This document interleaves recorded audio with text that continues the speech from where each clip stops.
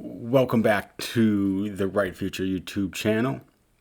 On this show, I am going to talk about the debt ceiling. We had Janet Yellen, the Treasury Secretary, say about a week and a half ago that we've officially hit our debt ceiling and we will now be using extraordinary measures to not default on our default.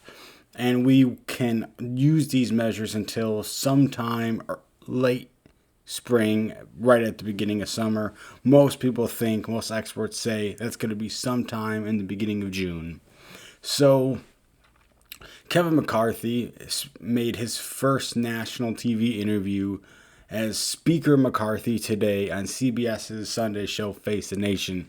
And one of the news items he dropped was he's meeting with President Biden on Wednesday this week, and one of the topics is to discuss the debt ceiling and to negotiate off the debt ceiling. Now, President Biden's communication staff put out a statement saying they are not negotiating. The purpose of the meeting is to ask him to pay our bills. Okay, so you're having a meeting with him to say, hey, are you going to raise the debt ceiling? Knowing he's already said he's not going to raise the debt ceiling without spending cuts. So you're going to ask him a question you already know the answer to and be like, it's over? Meeting over? I mean, it kind of sounds like Biden, right? I mean, he doesn't always know what realm he's in, what year it is. Sometimes he doesn't even know who the president is. Sometimes he thinks Kamala Harris is president of the United States. He said that a couple of times, or at least once for sure. So, negotiating on the debt ceiling. And the first thing Democrats in the media always say to Republicans is, oh, well, Donald Trump spent a lot of money and you guys were quiet, so are you going to be quiet now? And it was like, no, we were wrong back then, but we need to get it under control now. Some boring numbers for you. In 2019, the last year we had government spending before COVID attacked the world and caused an explosion of spending for COVID relief, for vaccines, for people not being able to have jobs, for PPP loans, for keeping the airlines above water, keeping the cruise industry above water. That's a bad reference for the cruise industry, my bad. What was 2019? If we went off of that year, fiscal year 2019, and adjusted for inflation, where we would be in 2023 is $5.1 trillion in spending. We were at 6.2 this year. And remember that 5.1 trillion because the money that the US government raised in revenue was 4.9 trillion. That's your tax dollars. 4.9 trillion of it. So if we were at an inflation adjusted 2019 level, so still the increases for inflation, we would be 200 billion away from balancing the budget. Now everybody knows there's way more than 200 billion in waste and fraud in a $5.1 trillion government. But the real number in spending was 6.2 trillion. That's a big jump. And why? Because President Biden had his COVID relief package, which was just a far left liberal grab bag of policies. It was just nutto. You get $1 trillion and you get 100 billion, and it's just raining dollars without any care for you, the taxpayer, and your money. And remember, $4.9 trillion in tax revenue. This is with the Republican tax code that Democrats said was unfair and wouldn't bring in enough revenue. 4.9 trillion. That's a lot. That's a lot. So, Democrats were clearly wrong about that, weren't they? The Republican tax bill did exactly what we said it would do. Without COVID, it grew the government. It grew GDP. It grew GDP. Now, the problem is, with Trump as president, we didn't reduce spending. If we would have done that, reduce spending with the revenue increases, we'd be in good shape now. Obviously, COVID came and you can't project a worldwide pandemic that is just going to shut down governments and shut down businesses.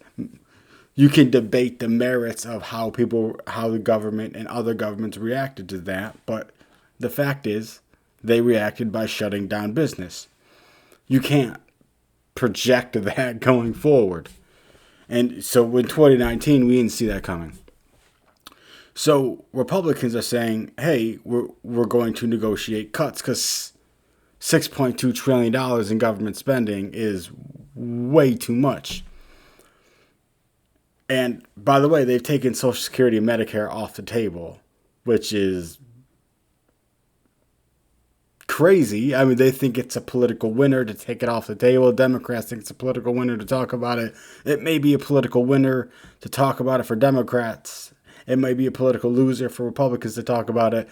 But the real people who lose are the American people, because you can't balance the budget without touching Social Security and Medicare. You have to reform them. They're going bankrupt. If we do nothing, every actuary under Bush, under Obama, under Trump, under Biden all say Medicare, Social Security gonna go bust if we don't do anything, because every president has robbed the Social Security Trust Fund, the FICA Trust Fund, every single one. So Democrats say, 2011, we went through this with a Republican House and we almost defaulted on our debt and it caused all kinds of issues. And we can't negotiate with the debt limit as hostage. Now, that completely negates the fact that Democrats used to negotiate on the debt limit all the time. Tip O'Neill negotiated policy victories over Ronald Reagan over the debt ceiling, holding the debt ceiling hostage. One of the things that President Biden and Democrats said in 2021 when they raised the debt ceiling was this was spending from Trump. Well, they can't make that argument in 2021 and in 2023. So this is Biden spending. And Biden spent a lot. He's put a lot of far-left liberal grab bag. And here's the thing. Progressives aren't even happy with the crazy spending they did. They don't think that $1.9 trillion COVID relief, which again was just government handouts. We were already recovering. The economy had already vastly recovered. The only thing we were waiting for in the winter, fall of 2021 was for blue states like California and Illinois to reopen their government, reopen businesses. For their governments, allow these businesses to reopen. That's what we were waiting for. We didn't need this massive government spending package. We didn't need these $1,400 checks that go out to come up to $2,000 that President Trump wanted, which, by the way, the only reason Donald Trump wanted $2,000 checks was to screw over Mitch McConnell, because Mitch McConnell wouldn't lie until the 2020 election was stolen. That's a conversation for a different day. But that money wasn't needed. The economy was already recovering. Jobs were already coming back. We didn't need to dump that money on the U.S. economy, which led to the historic inflation we see. It has a direct correlation. You can't just dump money into the economy that shouldn't be there and not have price increases. It is basic economics. It is basic common sense. So President Biden says we're not going to negotiate. House Republicans say we're not going to raise the debt ceiling without a negotiation. And there have been the moderate Republicans that Democrats are going to need to raise the debt ceiling against Speaker McCarthy's wishes are saying that President Biden and Democrats' position of non-negotiation at all is turning them off. So they have to negotiate something. And Don Bacon, a very moderate Republican from Nebraska's 2nd Congressional District. By the way, Joe Biden won Nebraska's 2nd Congressional District in 2020.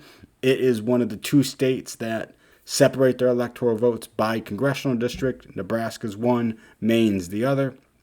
So Biden won his district the same year Don Bacon won re-election. But Don Bacon said, look, if we ask for too much in cuts, then that's going to be a problem. But if they say nothing, that's a problem. So President Biden and Democrats need to negotiate in good faith in order to get a debt ceiling increase through the House of Representatives. My guess is, and eventually they're going to do something.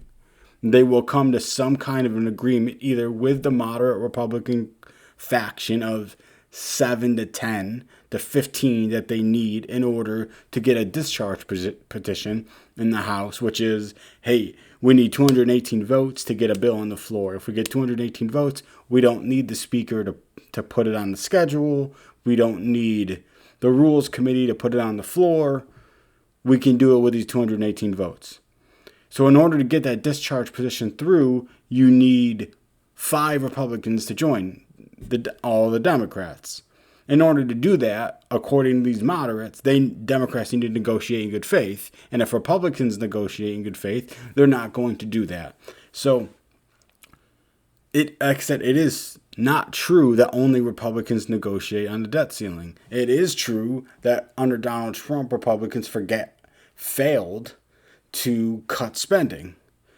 But that doesn't mean we shouldn't cut spending now. And one of the things Democrats want to do in terms of budgetary points is they want to use 2022 as the baseline for spending. Well, 2022 still had trillions in COVID relief. We should be using 2019. Republicans say we should be using 2019 pre-COVID spending as the baseline. And they are absolutely right. That is what we should be doing. Use 2019 as the baseline, come up with inflation and say, here's the money we should spend. Let's negotiate an allocation. Now that is a budgetary issue, right? That is for September. The debt ceiling, we should negotiate cuts. Now, like Congressman Bacon said, we can't be greedy. If we can get some cuts in spending, we should take it, say, hey, we got these cuts in spending, and then move on.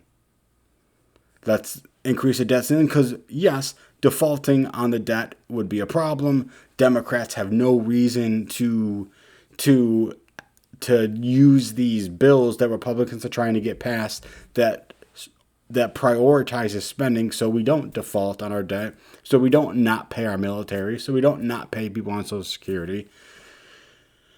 Democrats don't want to do that. Why? Because if we default on the debt and the economy tanks, they can go to Republicans. Every economist not directly tied to the Democrat Party for the last 6 to 8 months have been saying the U.S. economy is going to be in a recession. Now that Republicans control the House, Democrats are pointing out every little thing saying, look, Republicans are trying to put us in a recession. No, you guys try to put us in a recession with spending. And every single economist projected that isn't tied to the Democratic Party a recession this year, 2023.